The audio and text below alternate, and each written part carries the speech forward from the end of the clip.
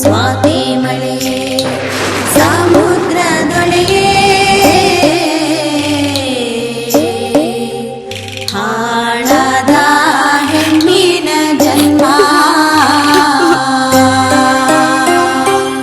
ಅಪ್ಪನ ಮನೆಯ ಸ್ವಾಮಿ ಮಾದೇವ ನೋಡಯ್ಯ ನನ್ನ ಬಾಳು,